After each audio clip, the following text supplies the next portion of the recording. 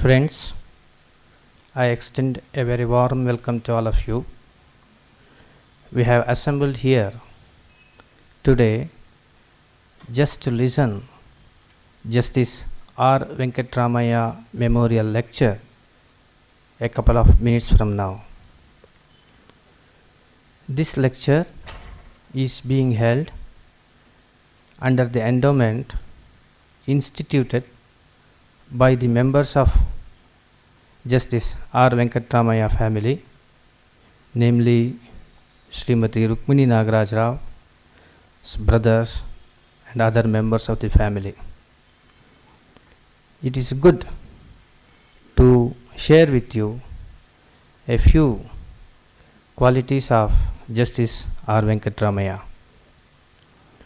Born in the Hassan district of Karnataka, Sri Venkatramaya had formal education in the Hassan district and later on his degree in BA from the University of Mysore. Later on he got his degree in law from Elphinstone College of Mumbai. Thereafter he served as an advocate, then as a district and sessions judge before becoming the Chief Justice of Karnataka High Court. Sri Venkatramaya had varied interest in his life, principally in English and Kannada literature. He had a deep insight in Vedanta studies and also very fond of classical music. He had attended many interesting concerts at Gayan Samaj and he was very well acquainted with the founders of this institution. We are extremely grateful to the family members of Justice R. Venkatramaya family for having instituted an endowment, and I thank them on behalf of the institute and on yourself. Now I request Dr. Ramnath to welcome today's speaker, Ms. Aditi Vasistha, to continue with the program.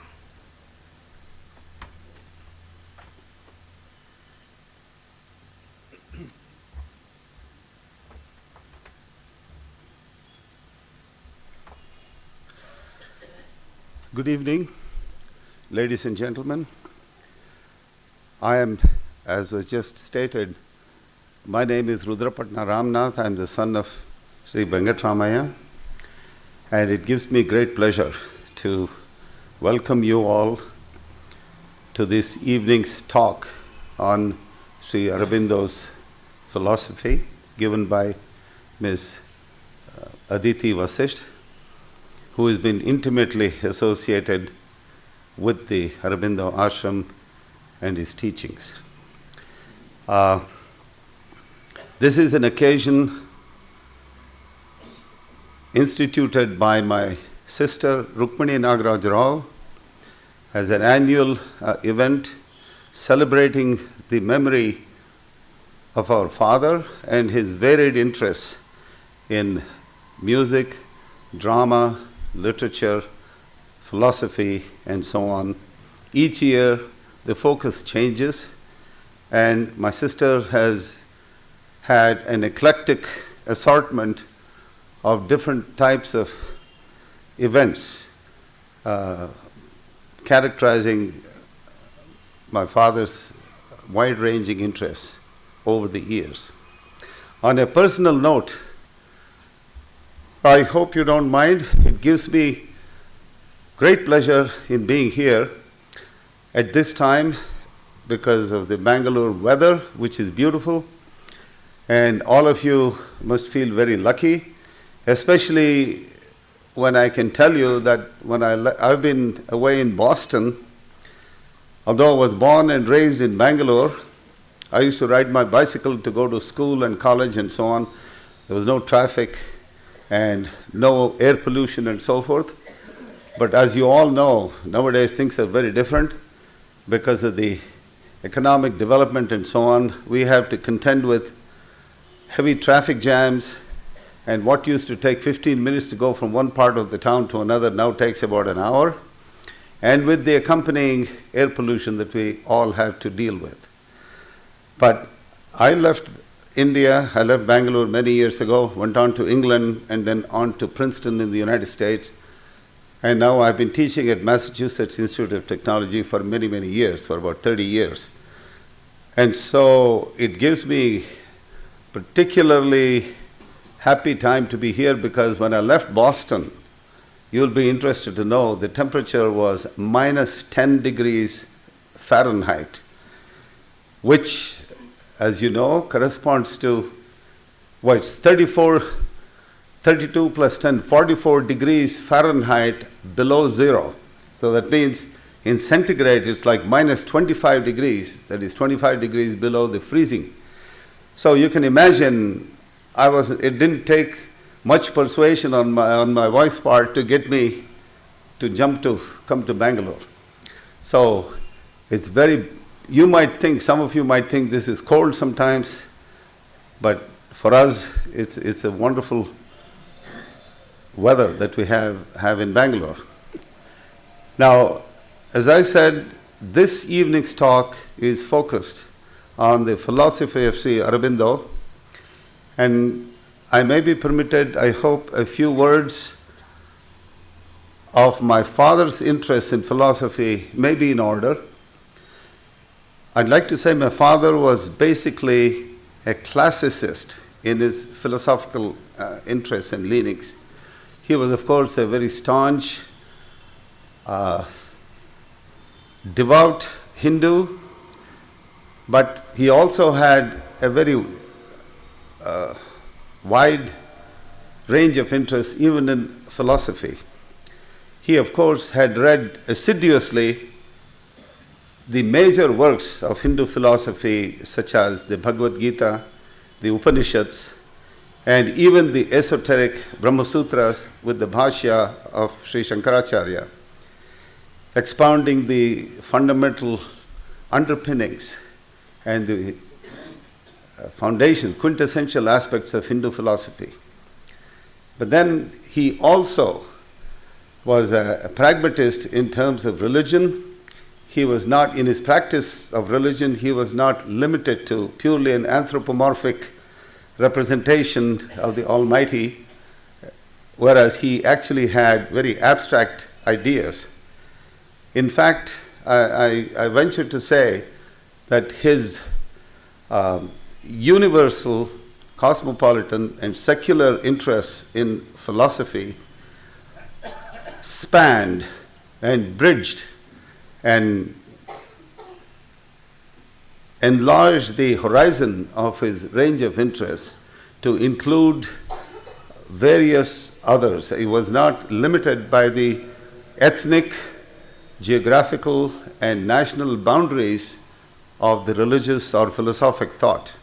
So in this spirit, he was not only well versed in our classical Hindu teachings, but he also had looked into the Bible, teachings of the Bible, and even the Quran.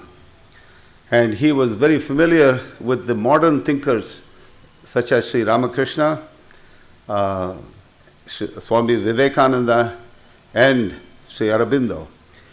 He himself had visited the Aurobindo ashram in Pondicherry, as I recall, so he was very enlarged in his interest in philosophy as well. So it is particularly fitting and appropriate that this evening's talk should be focused on the philosophy of Sri Aurobindo. This is being given, our speaker this evening is Miss Aditi Vasistha, who was taken at the age of 3 to the Aurobindo ashram by her parents and had an intimate connection with the Aurobindo ashram and the school and the philosophy all her life. She is an accomplished lady. She has excelled in English, earning a master's degree with distinction and a gold medalist in English literature. She teaches English and she's particularly fond of teaching children. She has made it a point of making a deep study of Sri Aurobindo's works and teachings and philosophy.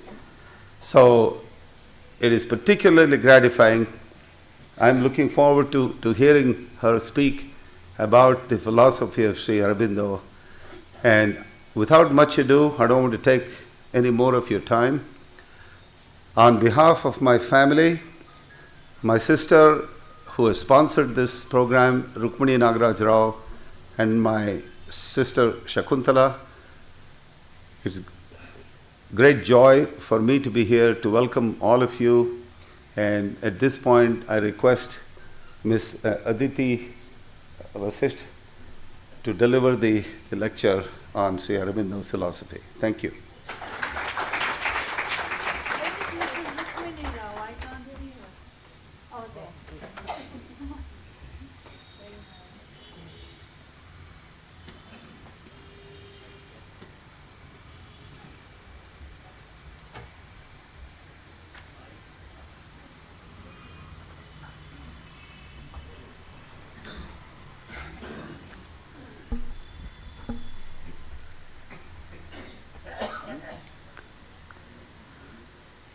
It's a very special evening because we have all gathered together with hearts full of expectation, not so much to listen to me as to feel the presence and vibrations of Lord Sri Aurobindo.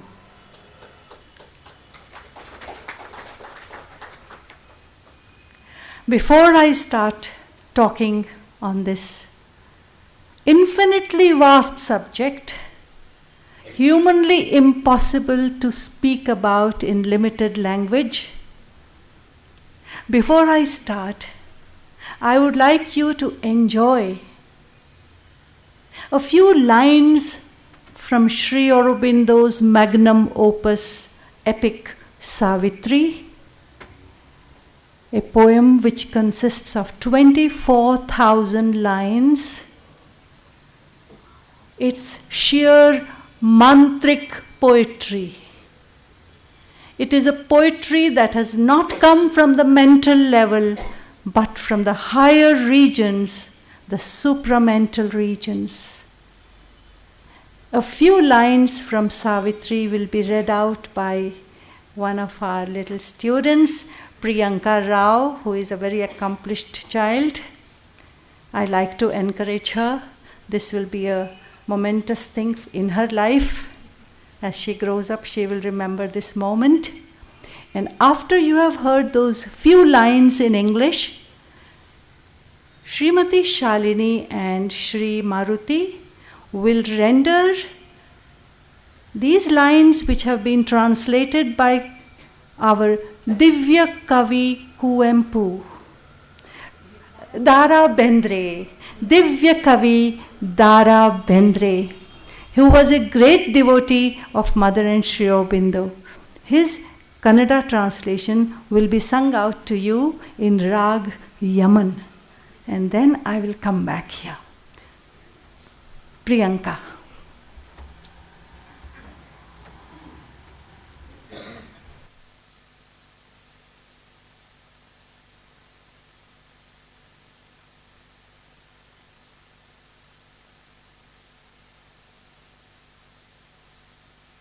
The first line of the Kannada translation has a word very similar to that. When you listen, you will enjoy it.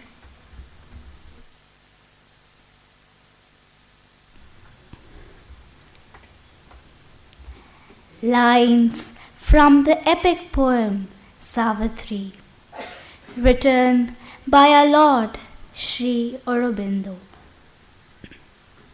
Book 7, The Book of Yoga, Canto 7, The Cosmic Spirit and the Cosmic Consciousness, page 557.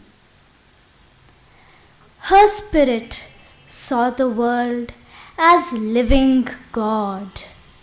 She was the red heart of the passion flower, the dream white of the lotus in its pool.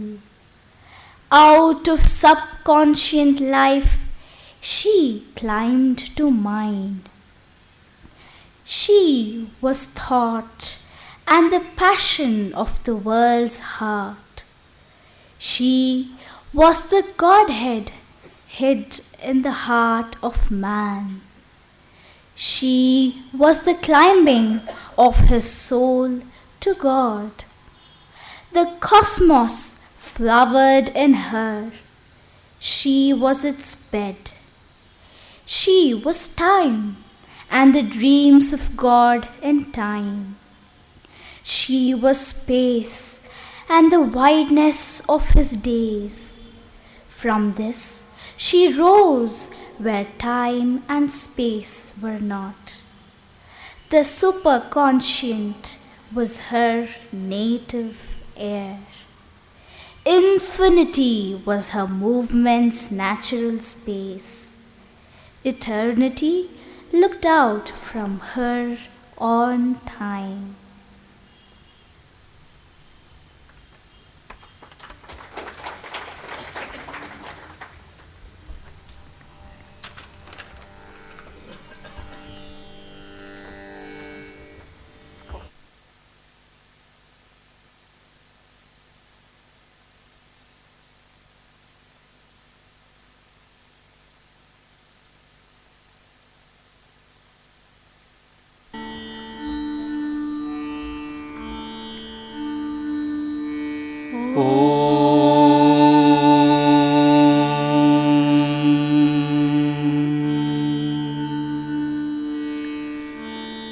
Sri Aurobindo Sharanam Mama,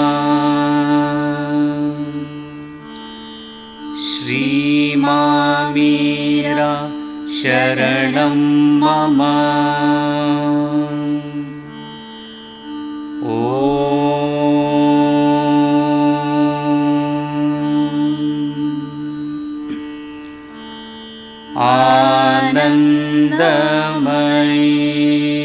Anandamayi Chaitanyamayi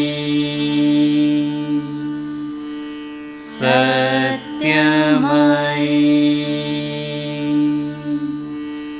Parame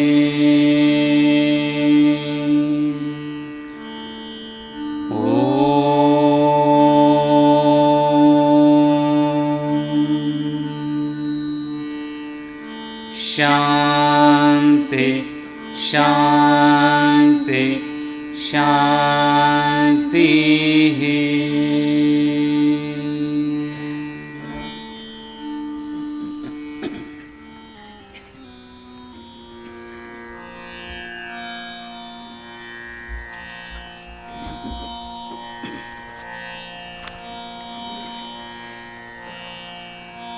Kim.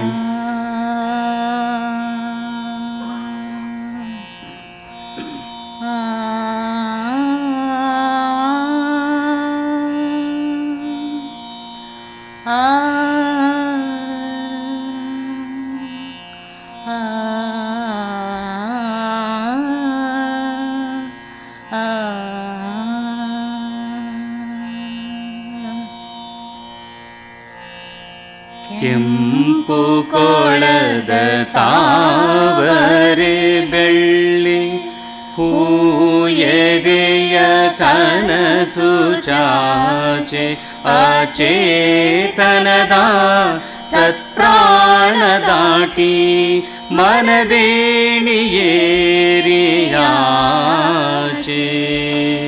ಮನದೇಣಿಯೇರಿಯಾಚೆ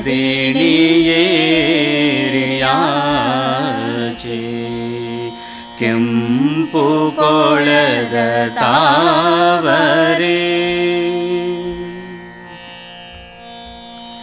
ಸುವಿಚಾರ ಮತ್ತೆ ಸದ್ಭಾವಸಾರ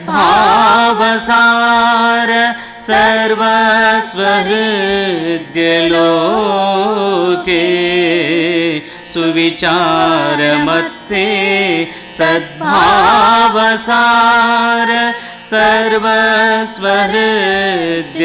ಸರ್ವಸ್ವಹೃದ್ಯಲೋಕೆ ಮಾನವನ ಮಧ್ಯೆ ಆದೇವ ವಿದ್ಯೆ ಮಾನವನ ಮಧ್ಯೆ ಆದೇವ ವಿದ್ಯೆ ಅಡಗಿದ್ದ ಕೂರುವಾಕೆ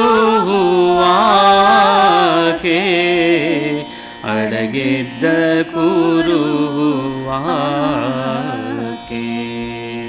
ಕೆಂಪು ಕೊಳದ ತಾವರೆ ತಾನೇ ತನ್ನ ಸೋಪಾನ ದೇವನ ಹಂತ ಹಂತ ಜೀವ ತಾನೇ ತನ್ನ ಸೋಪಾನ ದೇವನ ಹಂತ ಹಂತ ಜೀವ ಆಕೆ ನೆಲದ ಮಡಿಮಡಿಲು ಆಕೆ ನೆಲದ ಮಡಿಮಡಿಲು ವಿಶ್ವ ಕೂಡಿ ಬಿಡಲು ಹೂವ ವಿಶ್ವ ಕೂಡಿ ಬಿಡಲು ಹೂವ ಕೆಂಪು ಕೊಳದ ತಾವರೆ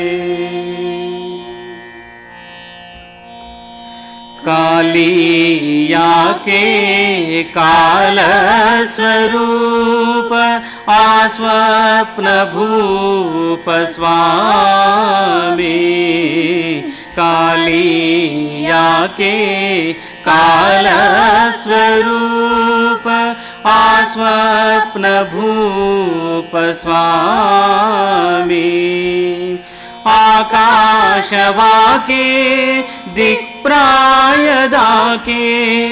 ಆಕಾಶವಾಕೆ ದಿಕ್ಪ್ರಾಯದಾಕೆ ದೀನ ದಿನದ ಶುದ್ಧ ಭೂಮಿ ದೀನ ದಿನದ ಶುದ್ಧ ಭೂಮಿ ಕೆಂಪು ಕೊಳದ ತಾವರೆ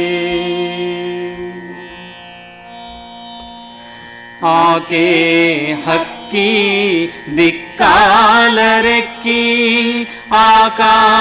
ಆಕಾಶದಾಚೆ ಸೂಜಿ ಆಕೆ ಹಕ್ಕಿ ದಿಕ್ಕಾಲರೆಕ್ಕಿ ಆಕಾಶದಾಚೆ ಸೂಜಿ ಚಿತ್ತಪ ಪ್ರಾಂತ ಅಲೆಯಲೆಯನಂತ ಚಿತ್ತಪ ಪ್ರಾಂತ ಅಲೆಯಲೆಯನಂತ ಉಸಿರಾಟ ಜನ್ಮರಾಜಿ ಉಸಿರಾಟ ಜನ್ಮರಾಜಿ ಕೆಂಪು ಕೊಳದ ತಾವರೆ ಸನಾತನವೇ ಬಯಲಾಗಿ ಹರವಿ ಹಿಗ್ಗಿತ್ತು ಕ್ಷೇತ್ರವಾಗಿ ಸನಾತನವೇ ಬಯಲಾಗಿ ಹರವಿ ಹಿಗ್ಗಿತ್ತು ಕ್ಷೇತ್ರವಾಗಿ ಚಿರಂತನವೇ ಕ್ಷಣದಾಚೆಯೀಚೆ ಚಿರಂತನವೇ ಕ್ಷಣದಾಚೆಯೀಚೆ ತೆರೆದಿತ್ತು ನೇತ್ರವಾಗಿ ತೆರೆದಿತ್ತು ನೇತ್ರವಾಗಿ ಕೆಂಪು ಕೊಳದ ತಾವರೆ ಪರಾತ್ಪರವೇ ಗುರುವಾಗಿಯ ಇಬ್ಬರು ಒಬ್ಬ ದೇವನಂತೆ ಪರಾತ್ಪರವೇ ಗುರುವಾಗಿಯ ಇಬ್ಬರು ಒಬ್ಬ ದೇವನಂತೆ ಕವಿಯ ನೆತ್ತಿಯಲಿ ಆಡುತ್ತಿಹರು ಕವಿಯ ನೆತ್ತಿಯಲಿ ಆಡುತ್ತಿಹರು ಸದ್ಯ ಕ್ಷಿಭಾವದಂತೆ ಸದ್ಯ ಕ್ಷಿಭಾವದಂತೆ ಕೆಂಪು ಕೊಳದ ತಾವರೆ ಬೆಳ್ಳಿ ಹೂಯದೆಯ ಕನಸು ಚಾಚೆ ಅಚೇತನದ ಸತ್ಪ್ರಾಣ ದಾಟಿ ಮನದೇಣಿಯೇರಿಯಾಚೆ ಮನದೇಣಿಯೇರಿಯಾಚೆ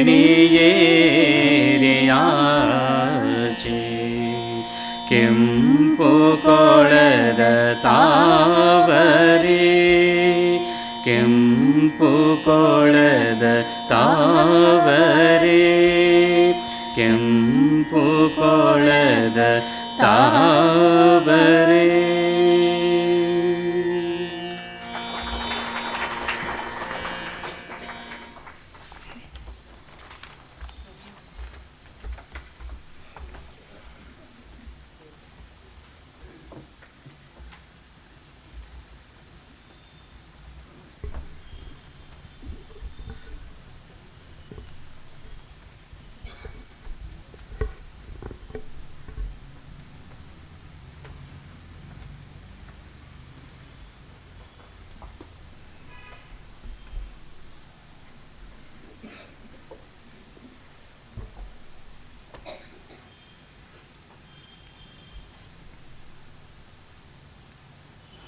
I offer Sri Justice Venkataramaya's soul to Lord Sri Aurobindo and the Supreme Divine Mother.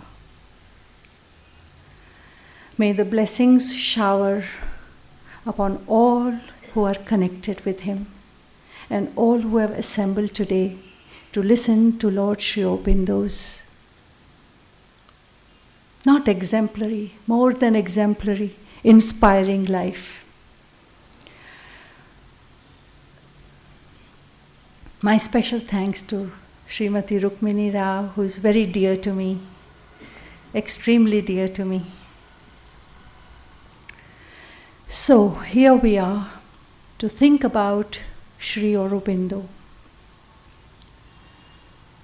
His is a life we cannot put in a biography. It cannot be put into the limits of a life structure or to say that these are the events of his life which comprise his life. Because he represents a consciousness which is infinite. He has realized that infinite consciousness within him, and therefore he breaks all boundaries of limitations. So Sri Aurobindo, as he himself said, his life was never on the surface, nor is the life of any one of us. If we think about it, you cannot judge me from what you see me doing. I am much more than what you see me. So if you take the events of Sri Aurobindo's life and the Divine Mother's life, we are only going to get acquainted with the outer life. Everything in this universe has an outer expression, an inner expression, and an innermost expression, which is in the privacy of our soul, of our psychic being. We are each one of us highly blessed for holding within us that amsha of the divine, the soul factor, the soul. We are hardly ever aware of it. We take it for granted, we live not knowing it, but it is that which sustains it, that which carries us forward from life to life, that which allows us to laugh, that which makes us weep, so that we progress. This psychic being or the soul in us, Sri Aurobindo says, it spontaneously turns towards the divine truth. D capital, T capital. It spontaneously, it is its swabhava, it is its constituent nature. It turns towards the divine truth. How? Sri Aurobindo says, like a sunflower turns towards the sun. And each human being born on earth, of whatever category, contains this possibility of becoming divine.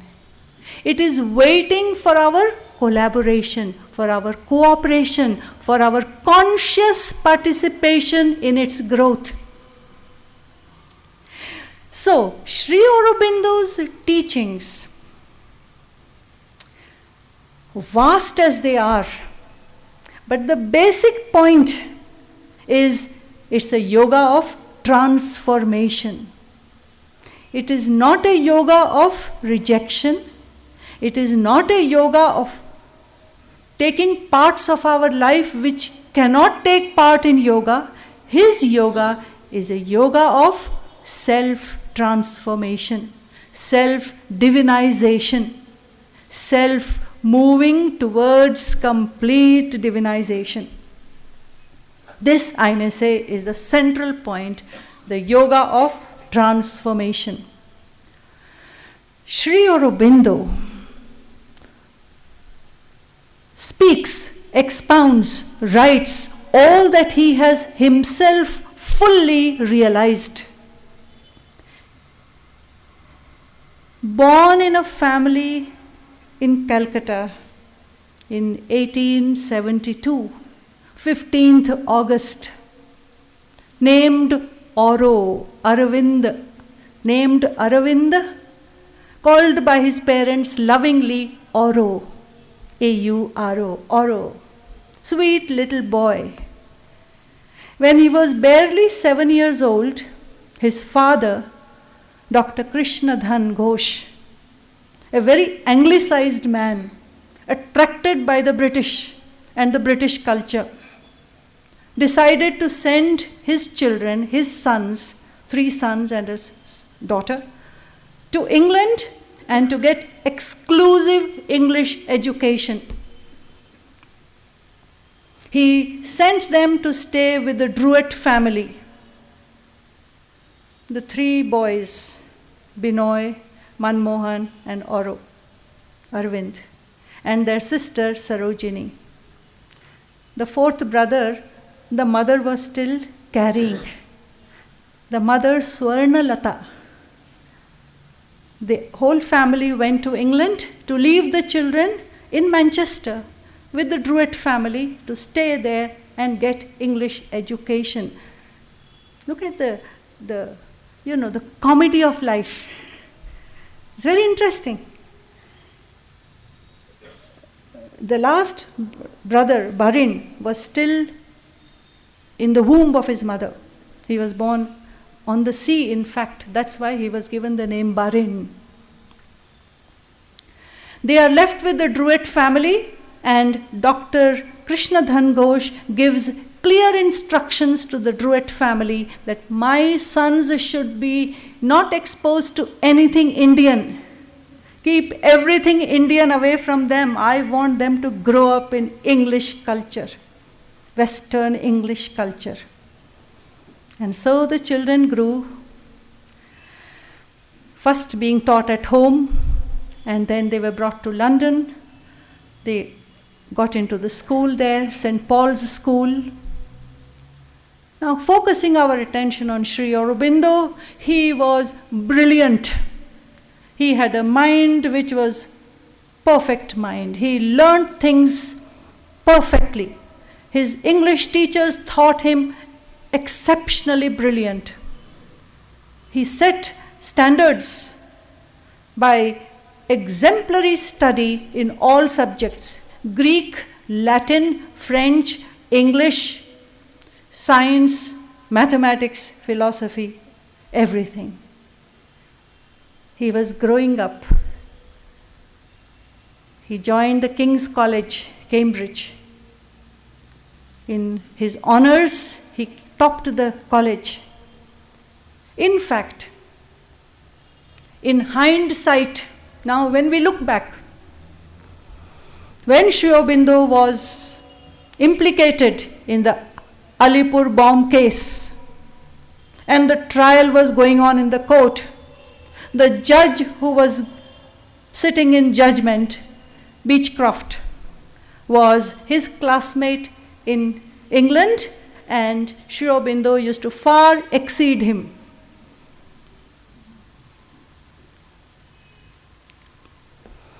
He completed his college education under great hardships.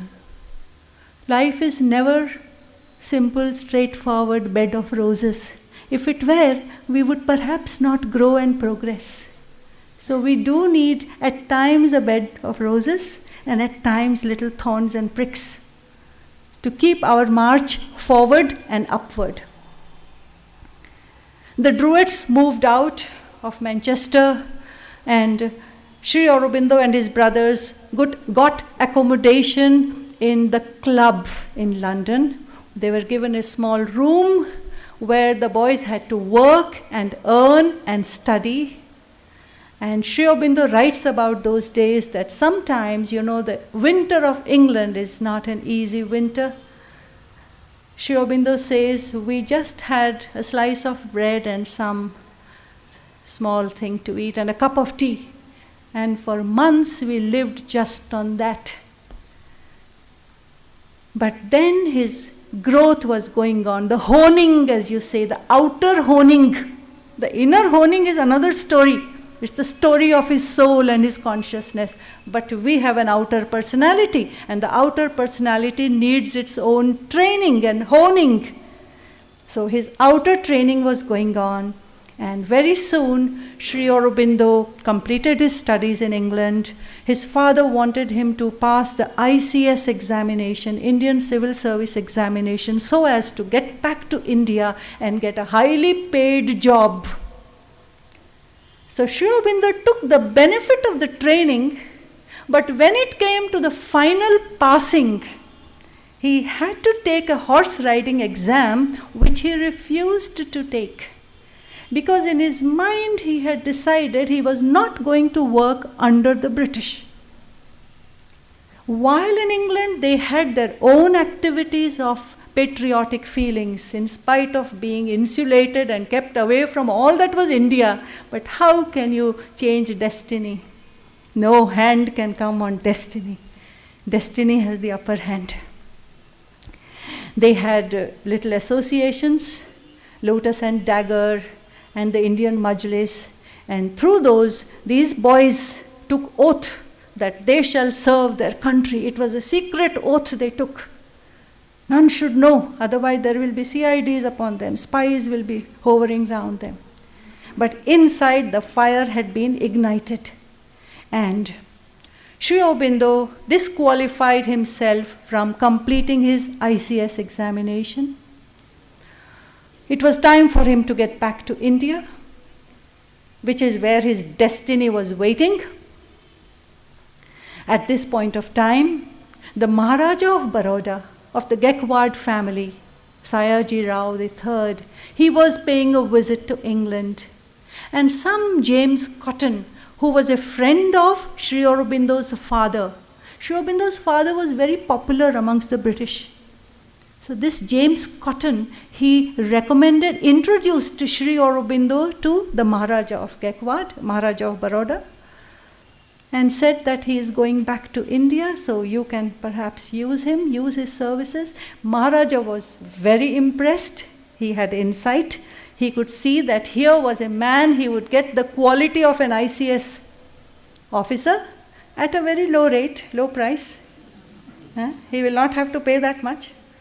So Maharaja immediately said, when you come to India, come to me and you will work with me. So a portion of the plan was fixed.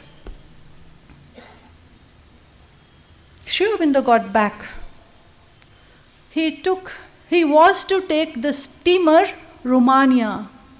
You see, in the lives of people like Sri Aurobindo and the Divine Mother and these avatars who come down to lift humanity up in our ladder of evolution, things don't happen by accident. It is not by accident that things happen. Everything is pre-planned, if you may say pre-scripted. And it happens to bring it to its fulfillment and the purpose for which that soul has taken birth. Each one of us is born with a mission. It's just that we are a little slow in our movement. If we only became conscious, the Divine Mother used to constantly tell us, her constant advice to us was, be conscious. Be conscious of the divinity, the divine potential within you. Awaken it. Live in union with your soul. But for living in union with the soul, one has to first discover the soul. To discover, one has to first accept its presence. Then we can discover, then we can be in union with it. Sri Aurobindo was to take this steamer Romania and travel back to India. Here, his father was anxiously waiting, like Dashrath was waiting for Sri Rama.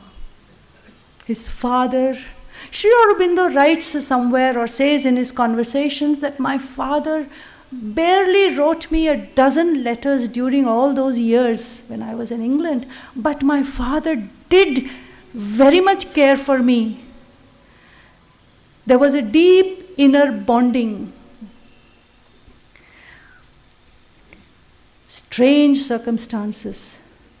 News comes that Romania is drowned in a storm on the sea near Portugal. Krishnadhan Ghosh is unable to take this news. There were no mobile phones then to immediately inform. Itara aglilla. He took the news for fact and he died with the name of Oro on his lips. That is why I am reminded of Dashrath, King Dashrath. Oro, Oro, Oro, he died. Sri Aurobindo had at the last minute changed from Romania his ticket and got into the Carthage, another ship, another steamer, Carthage. And so Carthage came. And Sri Aurobindo came to do his work in his motherland. When Sri Aurobindo, I will now and then go backwards and forwards. We don't have to go in sequence all the time because ideas are associated. When Sri Aurobindo was married to a very fine lady, Srimati Mrinalini Devi, when Sri Aurobindo was financially settled and he was earning well, and then it was decided that he should get into this family life, and Mrinalini Devi, the blessed lady, was married to him, he wrote a letter to his wife which has become a very famous letter. Sri Aurobindo wrote a letter to his wife telling her, my dear Mrinalini Devi, you have married a man who is full of madnesses. I have 3 madnesses, he writes to her with great love and affection and intimacy. The first madness is that I believe whatever I have, whatever I own, whatever I earn belongs to God. After taking out what I need, the rest belongs to God. This is my strong conviction, belief. You may call it madness, the world may call it madness.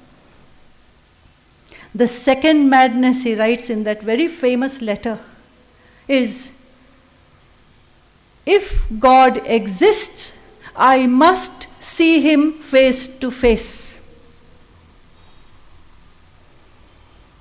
I must have direct contact with the divine. Third madness, My country to me is not just a land or a motherland or a country with vast plains and mountains and rivers and trees. It is to me my own mother. And if a beast is sitting on your own mother and sucking her blood, can you rest in peace? No. You will want to make your mother free from that agony. And I shall not rest until India is free. See, his love for God, his highest ideals, and his patriotism. We cannot say they are beyond question. These are very small words. They were absolute. They were absolute. Sri Aurobindo, by the Carthage, the steamer Carthage, comes to India, lands at Port Bandar at Bombay on, I think, April, I forget the dates. And as he sets foot on the Indian soil, you see, when you people who go abroad, Dr. Ramnath, you go abroad and then you come back to India, and how you feel when you come back to your own country. There's a thrill, isn't it? Indeed. Yes, indeed. And Sri Aurobindo, when he put his foot on the Indian soil, he felt a great peace entering him, and a dark cloud which had been hovering over him moved away, and he felt a strong peace entering him. Janma Bhumi, Deva Bhumi. This was, if we look from the outside events, perhaps an early spiritual experience for the growing Aurobindo. He was just 21 years old. Back to India, he plunges into work. First in administrative work. He was highly creative, and to be limited to desk work was like punishing him. It was difficult. But he was attending to the work given to him as secretary of the Maharaja, preparing speeches for him. People found that Maharaja's speeches were very fluent and very of beautiful language. It was Sri Aurobindo who was speaking them. The Maharaja respected Sri Aurobindo immensely and often called him over to his place for breakfast. People would come to Sri Aurobindo to get recommendations to the Maharaja, but Sri Aurobindo kept away from all that. He was not a boisterous man. He was a soft-spoken, perfect, gentlemanly person, had a nice sense of humor which never failed him. And people who have heard him laugh, they say he had a wonderful laughter. And people who have met him, though I had darshan of him as a child, but my memory is not very clear about that, though I remember passing in front of him with our father and mother. But even if whether we remember or not, his gaze has fallen on all those who went by him. And the gaze of the divine is dynamic. It's not like our gaze, which is somnambulist. Our gaze is dull. But the gaze of the divine is dynamic. In fact, when the divine consciousness gazes down on creation, creation takes place. There is manifestation. That is the power of the divine gaze. Back in Baroda, Sri Aurobindo has a hectic time. I can't go into all the details. I am only saying as much as will inspire you to go and read the books. There is a book, Sri Aurobindo, on himself. And there are lots of people who have written on Sri Aurobindo. So one should feel passionate about it. One should feel eager to know and then read and discover for oneself. So my talk should serve the purpose of only inspiring everybody that there is something wonderful. And if you can find time, turn to it.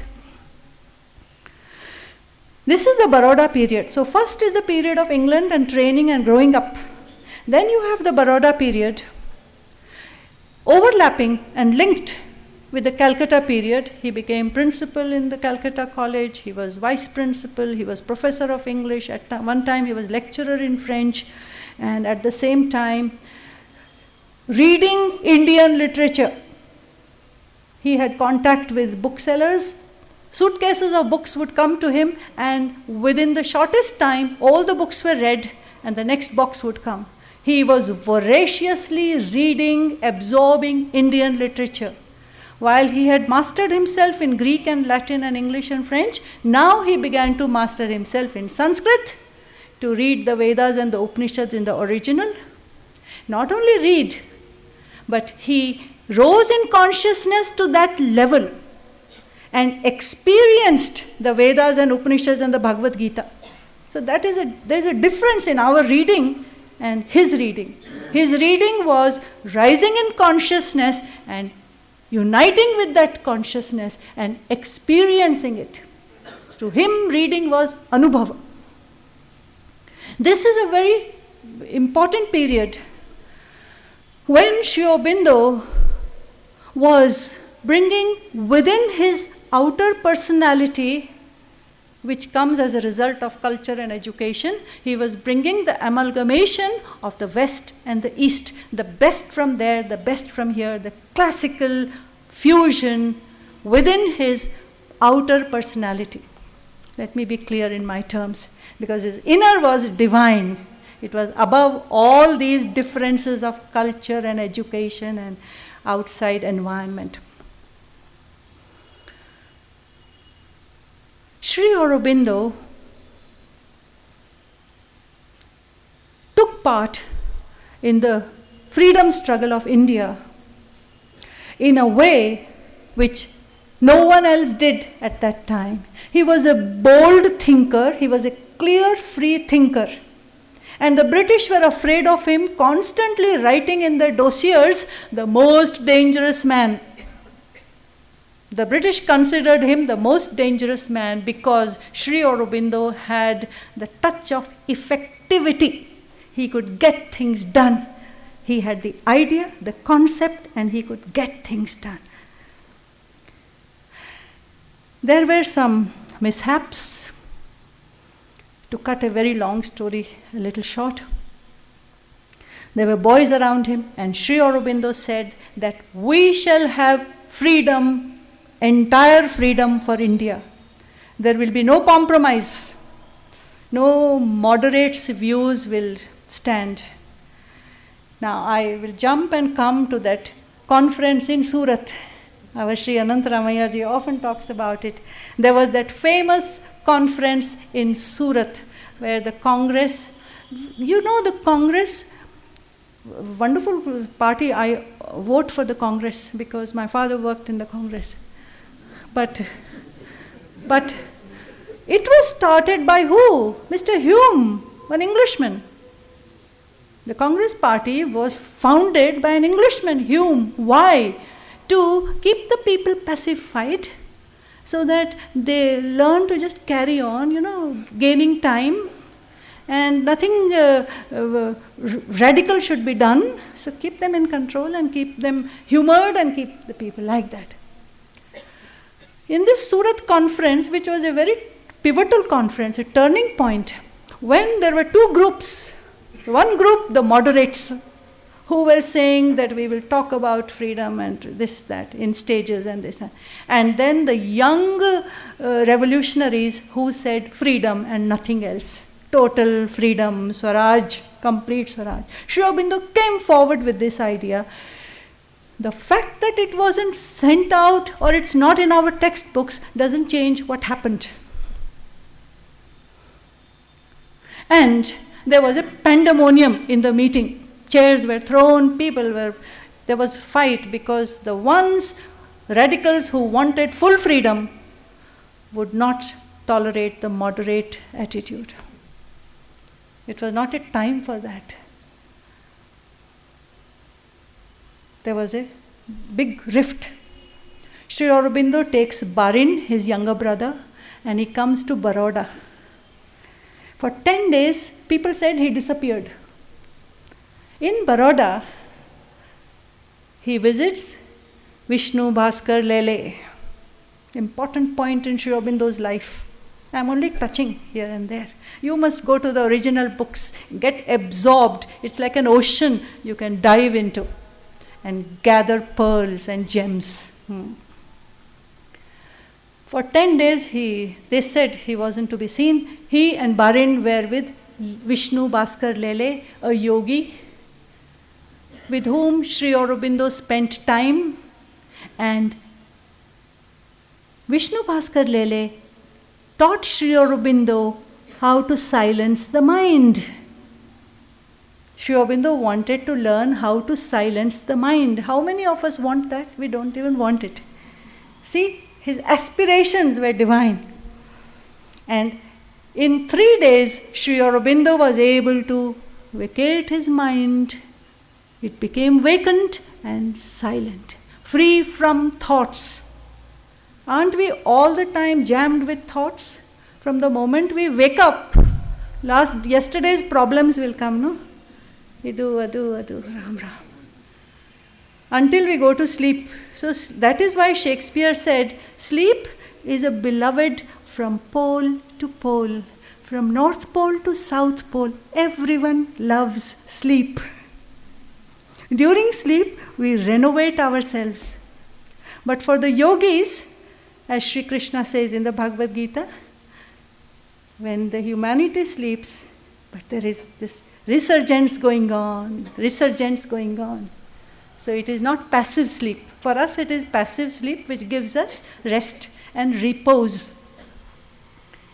Vishnu Bhaskar Lele, 10 days, in 3 days Sri Aurobindo is able to bring a silence in the mind and realize the absolute impersonal Brahman. In other words, nirvana, a state of nirvana. He goes into that static, peaceful state, which is very blissful, Sri Aurobindo says. Later in his conversations and evening talks, we have a book, Evening Talks by Sri Puraniji. He was a good friend of my father. In fact, he led my father to Sri Aurobindo. My father became disciple of Sri Aurobindo in 1942. I wasn't born, but my destiny had already taken some shape. If you are born in a family who will take you to your fulfillment, then you don't waste time in life searching and groping. Otherwise, many years are wasted just for searching. But here, like kittens, baby kittens, our parents took us and put us at the feet of the Divine Mother. Destiny cut short. The whole passage of searching cut short. And we grow up in that environment. So, Sri Aurobindo experiences this, and in the evening talks, he talks about it. He tells in conversations that I realized the nirvana, but then I knew that was not the end. That was not the end of the spiritual journey. There is great deal more ahead. But with those 3 days, it was a very momentous meeting with Vishnu Bhaskar Lele. Sri Aurobindo moves away. Vishnu Bhaskar Lele respected Sri Aurobindo greatly. Sri Aurobindo was a humble man, so humble. You know, the greater we are, the more humble we become, truly speaking. The less great we are, we have our own prides and prejudices. Yes, Sri Aurobindo was utterly humble. You know, there is a poem of Sri Aurobindo's which is coming to my mind. It's a short poem, 4 or 5 lines. Definition of God. God. First line. Thou who pervadest all the worlds below, yet sits above, master of all who work and rule and know, servant of love. Thou who disdainest not the worm to be, nor even the clod. Therefore we know by that humility that thou art God. Sri Aurobindo was utterly humble, but determined. After Vishnu Bhaskar Lele comes another important event in Sri Aurobindo's life, like a thump, like a jolt, like a bolt from the blue. He is implicated in that Alipur bomb case, where Khudiram and 2-3 boys had planned to throw bombs at one Kingsford or somebody, Britisher. And that Britisher had gone to the club. And these boys were waiting. And they were waiting for that officer to come out. The officer came out and sat in a carriage. At the same time, 2 ladies, Mrs. and Miss Kennedy, mother and daughter, they also got into another carriage. And they also came out of the club. This Khudiram and these 2 boys, they threw the bomb at the wrong carriage. Those 2 British ladies wounded and later died. It became a huge case. There was a huge investigation. A lot of people were taken in. All these boys were taken. They were sent to the gallows. Sri Aurobindo's brother, Barin, was also implicated and given death sentence. And it was much later that the death sentence was reduced to going to Andaman Islands, what we call Kalapani. And later, under a gender amnesty, after the World War, there was a general pardon and everybody was able to come out from the Andaman Islands. Sri Aurobindo had been with Mrinalini Devi and his sister Sarojini to some place. He had just returned a few days back. He was in the house. He was in that grey street. The name of the street is Grey Street. That's why this grey shady thing happened there. Grey Street. It was the office of it was an office. Pre-dawn, the door knocks. The British people come, take Sri Aurobindo, put him in jail. See, nothing can be done. Just taken, swooped, pre-dawn arrest. And he is put in Alipur jail on 5th May, 1907. 1 year he stays in jail. What was the jail? It was 6 feet by 5 feet, small, no windows, just a door with bars. And in that room he was kept for 1 year. The following year, in 1908, 6th May, exactly 1 year, 1 day over, he was released. He was acquitted by that Beechcroft judge who heard all the case and finally did not find sufficient evidence to convict him. There was this Chittaranjan Das, the famous barrister, who spoke on behalf of Sri Aurobindo in the court, defended Sri Aurobindo. He made an electrifying speech. He said to the judge, "Your Honor, the man who stands behind the bars here," pointing at Sri Aurobindo, "he is the poet of patriotism, the prophet of nationalism, and a lover of humanity. And long after this event is forgotten and buried, his name will sound and resound in the history of the world." Prophetic speech he made. Therefore, he doesn't stand in the court of your court, but he stands in the court of the world. Whatever. Beechcroft had good sense. That Sri Aurobindo said that the British had fair play, no matter what. At least they had a legal bent of mind. Atrocities they did, we cannot defend. But still, if you had to choose dominating nation, Sri Aurobindo said, it would be far better to have the British, because they at least had a sense of fair play. And in this case, Sri Aurobindo was acquitted. He came out. He was taken to a small town, Uttarpara, where Sri Aurobindo gave a speech. The student community came and received him with big fanfare.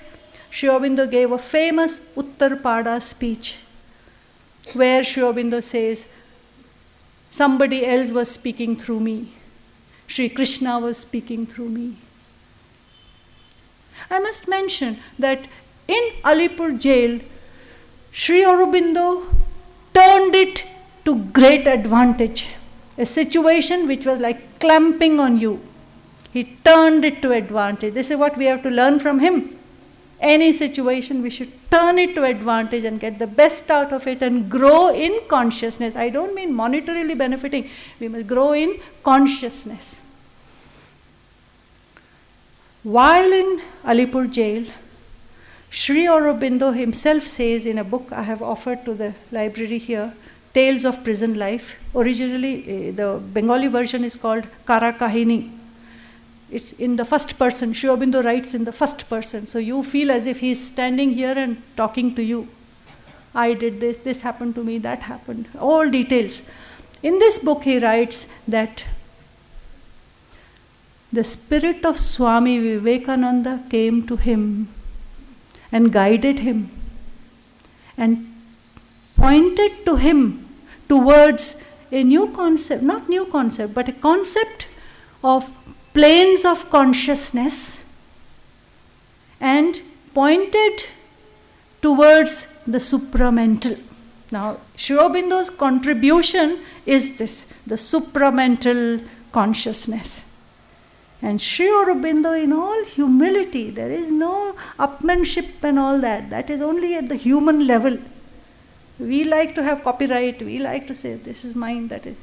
Sri Aurobindo says that Swami Vivekananda visited him for 15 days and gave him guidance. And Bhagavad Gita was also given to him in prison, so he was reading it. And Sri Aurobindo experienced the cosmic consciousness. In other words, his consciousness became one with the cosmos. It is a known episode. Many of you will know. It may be a repetition, but I can't help saying because it is very momentous, extremely important. Sri Aurobindo, wherever he looked, he saw Vasudeva. Yavadu kade nodtare, alli Vasudeva. Sri Krishna everywhere. The bars, the tree, the rough blanket, the arms of Sri Krishna. He experienced Narayana. He says Narayana everywhere. And that was again a very big turning point. And he says the British unknowingly helped me in my sadhana and yoga, and the prison became an ashram for him. See, Sri Aurobindo had that marvelous sense of humor. Unknowingly, the British wanted to make him suffer, but it became an ashram for him. In the Uttarpara speech, he speaks of these things. And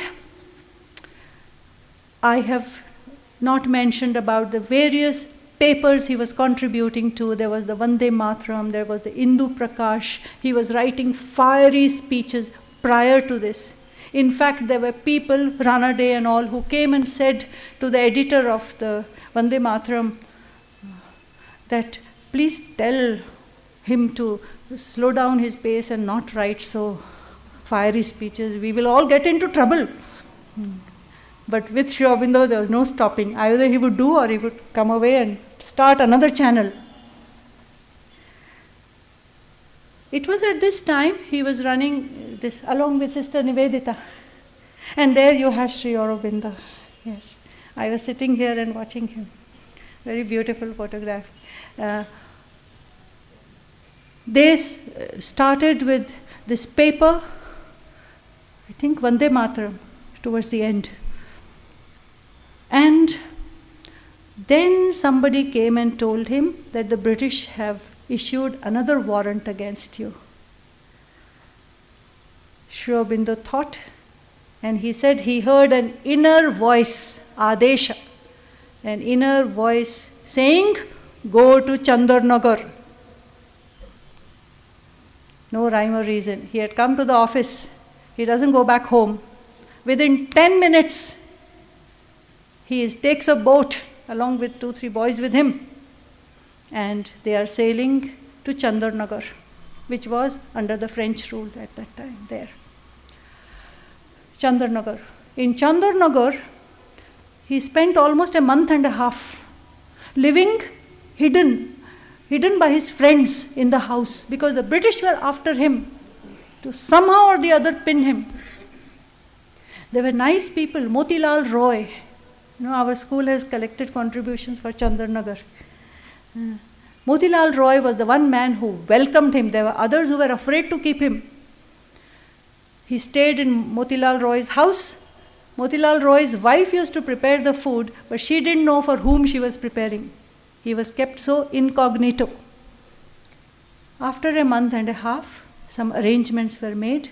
He and another person, they got into the ship Duplex under assumed names. Because had they used his name, they would have pounced upon him. And they sailed to Pondicherry. Again, Sri Aurobindo said he heard an Adesh, an inner voice guiding him. And he came to Pondicherry in 1910. So this is one period. The English growing up in England, then his Baroda, Calcutta political life, that period, and yogic experiences. He also did a lot of pranayam, and through pranayam his faculties developed. His mind became clear. His poetry was flowing out of him. Then the third most important part of his life is from 1910 to 1950, when he went into Mahasamadhi. 1910, he comes and stays in Pondicherry. There are a lot of people who have written accounts of Sri Aurobindo. Very fascinating. There was one Mr. Kodand Rao who has written a book I have just brought from Pondicherry, At the Feet of the Master. Thin book. In that, Sri Kodand Rao speaks of how Sri Aurobindo had a lotus fragrance coming out of his body. And his skin was always golden. He was a dark person, of Bengal. But it was there was a golden glow in his skin. And his eyes were always as if looking into infinity. So from 1910 to 1914 is a period where Sri Aurobindo has to stay careful. You have to go through the books to get the details. Very interesting. It's almost like a detective story, who is after whom and how he's protected and what things are taking place, occult phenomena taking place. One day stones were falling in the house. Wherever they go, nobody but stones are falling. And then they found out that it was somebody doing black magic, but they were able to cut the thread. The person in the house who was linking with that was taken out of the house, and then this phenomena stopped. Very interesting period. People coming to meet him. 1914, Divine Mother comes. Divine Mother, Mira Alfassa, born in Paris in 1878, in a very aristocratic and cultured family. She grows up with a sense of the divine, with full training in art, painting, music, everything she learns. Grows into a very smart, accomplished girl, but in search of the divine, constantly searching for the divine. See, for all of us, divine is one side thing. Idvalla agmele ade nodtini. Or let me reach middle age, let me attend to all my responsibility. Then I will, that is last period of life, no? But Sri Aurobindo said, you must want the divine passionately. If you don't get, you can't. That much you must want it. Then he comes. Yes, it's a power that you have to draw with aspiration from within. In Vedic symbols, Agni. Agni is the symbol of aspiration, with surrender and sincerity, and the response has to come. 1914, Divine Mother comes. Divine Mother always said, don't pay attention to the outer events of my life. They are of no significance, she said. The important thing is the journey of the consciousness.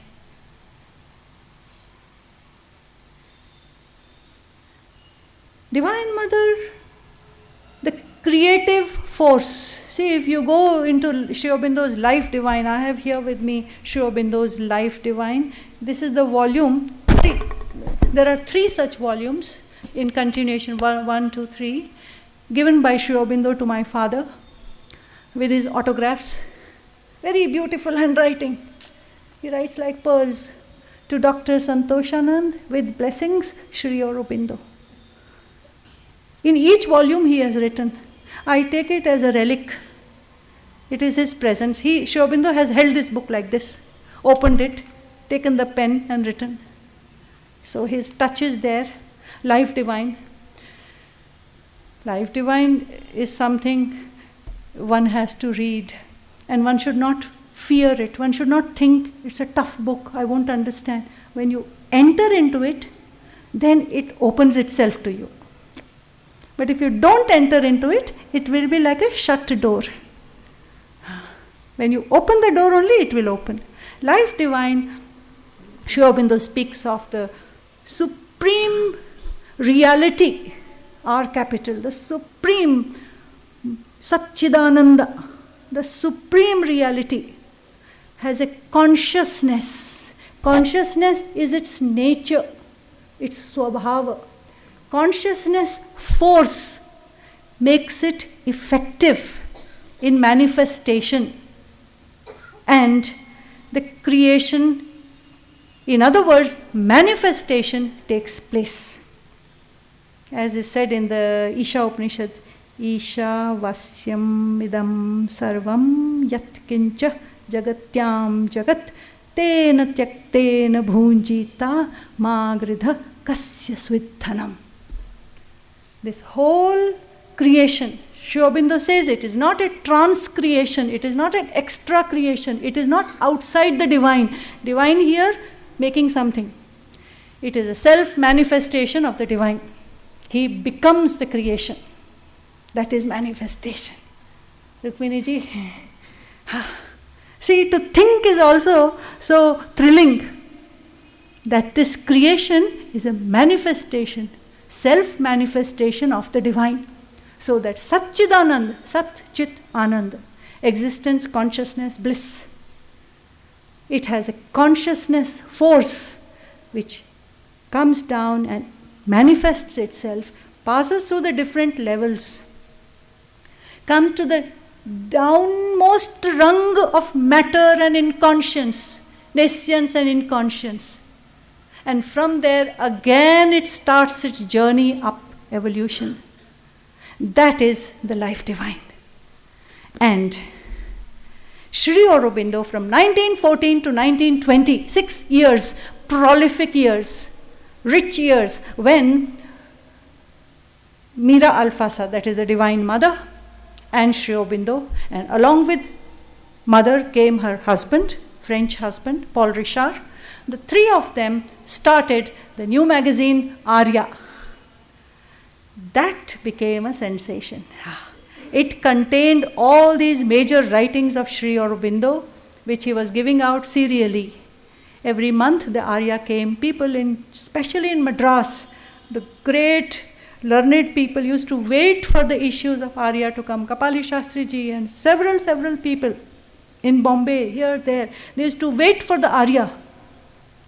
And reading it, they wanted to come and meet the author of the Arya. From where it is emerging, what it must be. So they wanted to come and meet Sri Aurobindo. So 1914 to 1920 is a period when all these books got written. The Vedas and Upanishads Sri Aurobindo had done earlier, but again now intensively he writes. Divine Mother comes, stays for a year and has to go back to France because the World War has broken out and she cannot stay. But then she comes back in 1920 to complete her work at the lotus feet of Lord Sri Aurobindo. She is the manifestation of Sri Aurobindo's writings. So from 1920 to 1950 is a period where the ashram is growing, people are doing yoga, sadhana, Sri Aurobindo is answering their questions. He himself is doing his sadhana, intense sadhana. In 1926, 24th November, Sri Aurobindo has Siddhi. great siddhi comes into him and he realizes it is called the day of victory. And from then on, a new chapter in the spiritual history begins.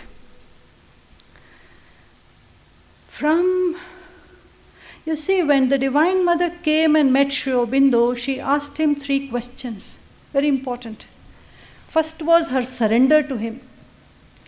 She lay at his feet like Shashtanga Pranam. What is Shashtanga Pranam? Ashtanga Pranam. Nothing is left out. Everything is surrendered. We do it in the temples, no, but we hurriedly do and hurriedly get up. While doing, we must be conscious. What am I offering to the Divine? All of myself, my weaknesses, let them be transformed into perfections. So Mother did Shashtang Pranam before Sri Aurobindo. When she first saw him, it was 3 o'clock in the afternoon. She had taken an appointment. He was standing at the top of the staircase, barefoot, one dhoti and one small chadar on his shoulders. Thin man, light-bodied. Mother comes up the stairs. She sees and she knows this is the Divine. She had developed the perception. Very important. Very important. We are with our eyes, we are blind. We don't see. She had the inner eyes awakened and she could see. And she asked him in subsequent meetings, the mother says that when I went and sat near Sri Aurobindo, he was sitting on the chair, Paul Richard was sitting on another chair, they were discussing some philosophy. The mother went and sat on the floor at his feet, by the side of his feet, on the floor. How we do also in India, no? Nam guru idre kelge kutta idini. Like that. It is just a feeling. Mother says, during that half an hour, 1 hour of conversation, she heard nothing. But what happened? She was transformed. Her mind became silent. She acquired that from the atmosphere of Sri Aurobindo, from his aura. She received this silence in the mind. And she says, till her forever, that silence stayed with her. The 3 questions she asked Sri Aurobindo, I have not told you people earlier. First question she asked Sri Aurobindo was that when we go into trance and samadhi, and when we come out of it, why is it we can't remember what happened there? Practical, simple question. Sri Aurobindo's answer was, because we go into unconsciousness.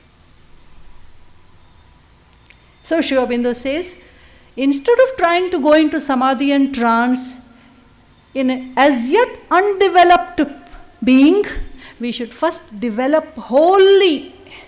And then when you go into trance with full consciousness, full awareness, and everything is with you. That is why Sri Aurobindo was not in favor of Kundalini Jagaran and all those things. He says all those things should naturally happen in yoga. When you are fit for it, it should happen. Then it will be a correct combination. If you are not fit for it and you make it stimulate and make it happen, you are going to you'll collapse, it will be a fiasco. The second question Mother asked was, see, very simple, very humble. Mother said that I means the mother, I have learned music, art, and so many things. They say talents, I have developed the talents, but still I am so mediocre. I am so mediocre. Why? Why I have not attained perfection in any of these fields? And Sri Aurobindo's answer, Sri Aurobindo answered from the depth of his being and from the height of the knowledge. His answers were total answers. Sri Aurobindo said that all this is required for your development and for the work for which you have come. So Mother was satisfied. Yes. Third question. Mother said, in yoga, should we do individual yoga alone, or should we take along everybody with us? Even if we have not realized fully alone, should we keep it as a group? And to this, Sri Aurobindo said that the group, when it gathers around spontaneously, it is a natural thing that happens. And individual yoga is not Sri Aurobindo's aim. Sri Aurobindo's aim is not single man attaining to godhood. No, he says, so what? You have to take the whole community, the whole earth. So it is in Savitri called the yoga of the earth. The yoga of the earth. The whole race has to evolve and rise higher.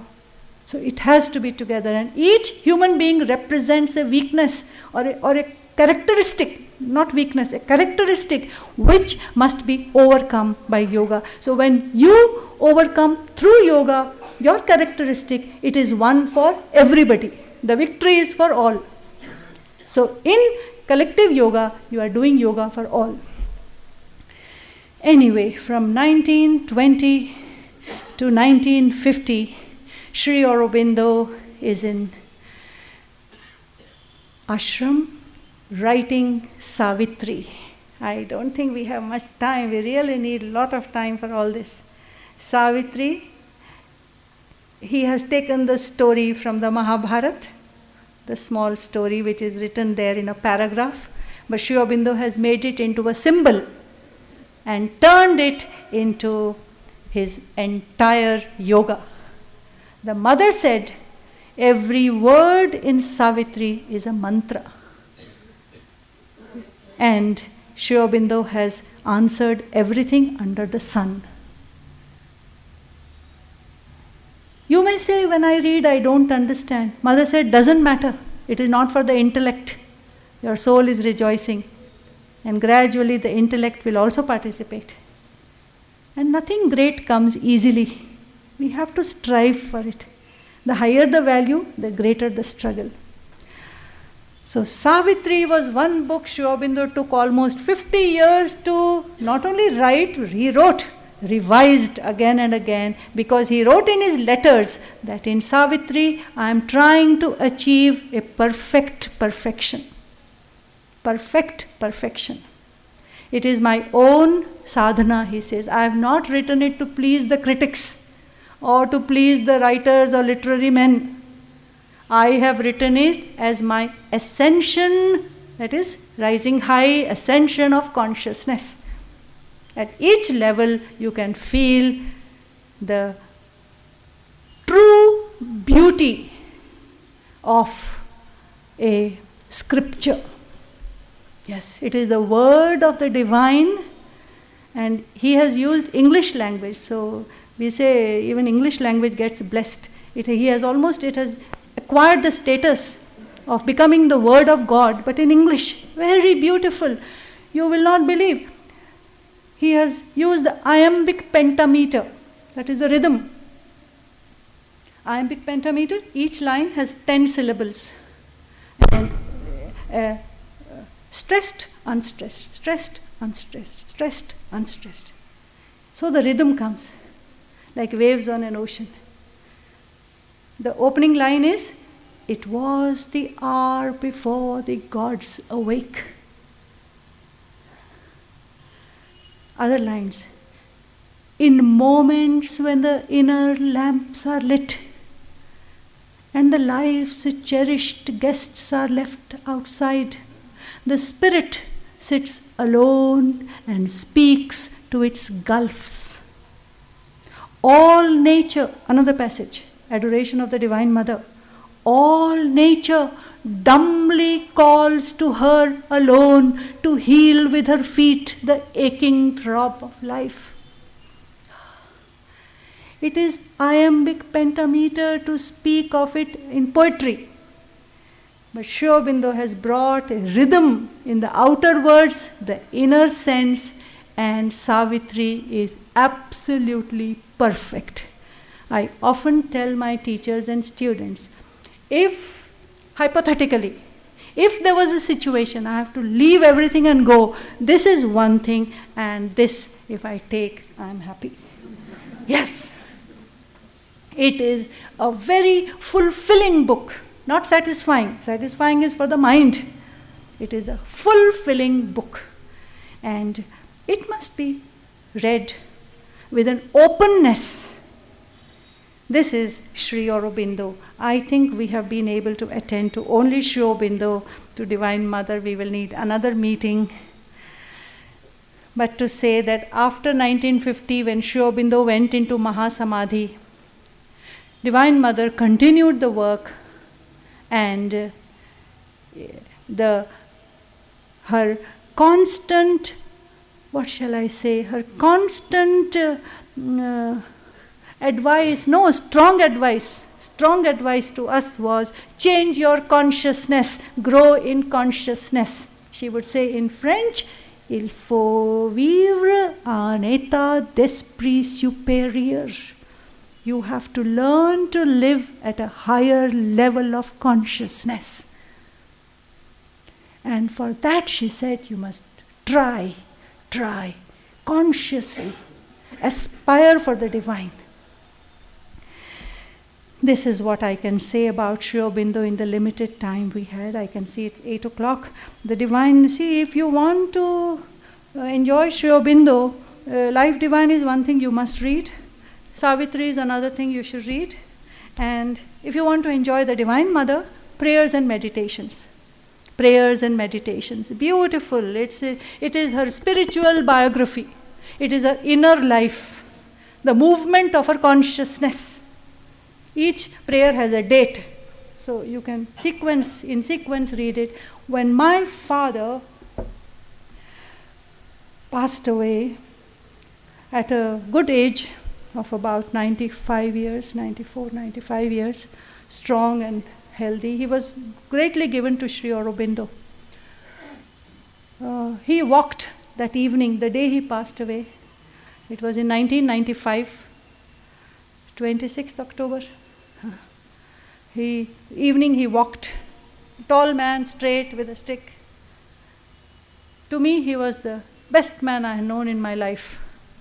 Yes, as a child, I looked up to him as the epitome of everything. As Dr. Ramnath was also saying, it is so blessed to have great parents, and children must be proud of their parents. Parents must be worthy and noble to the children.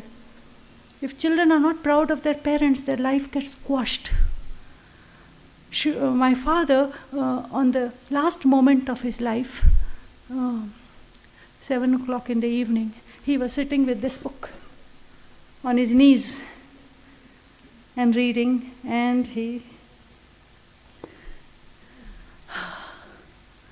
so I came to call him for dinner. I said, Papa, how? Dinner is ready. Khana khane upar aiye. He didn't answer. I thought he had dozed off. You know, as people doze off, no? So I went and no. See, what a way to go. And there was this Shastriya in Chamarajpet, one Sanskrit scholar in Chamarajpet. He has passed away. His son is there now. My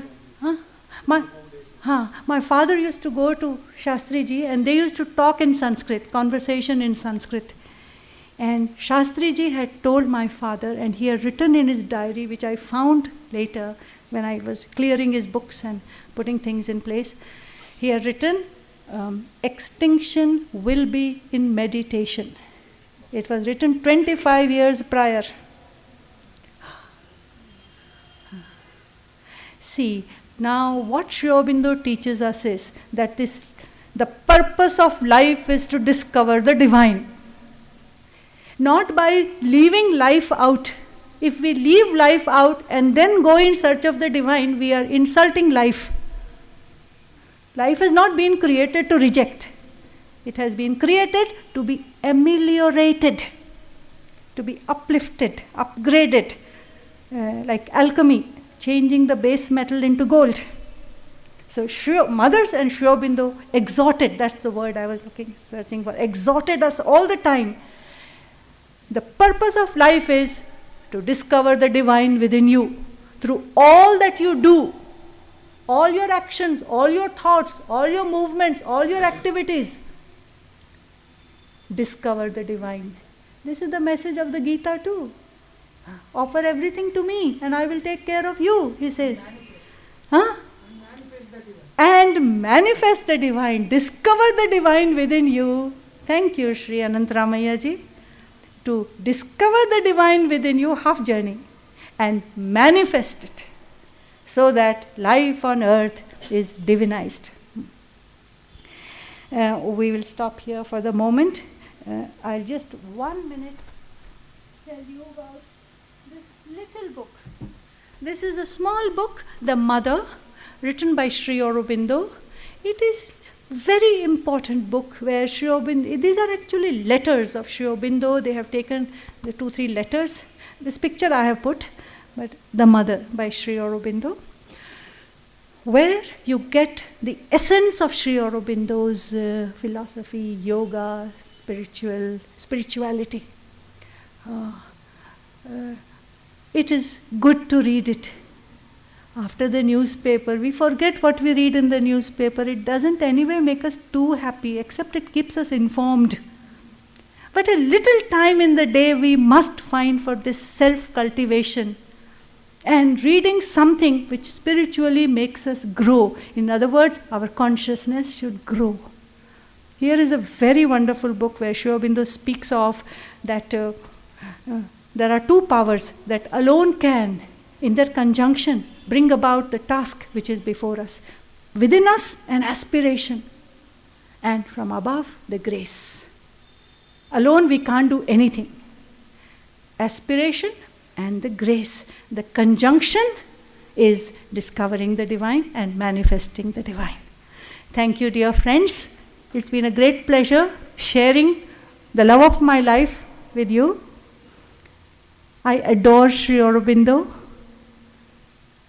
with all my being, and I'm ever grateful to the Divine Mother who has directed my life, my inner life, and I'm very happy to share it with all of you, especially with my dearest Mrs. Rukmini Rao and her family who is here, and all of you. In our spiritual growth, we are all a family. Yes, we are not strangers, and this is the beauty of India. Thank you. Srima.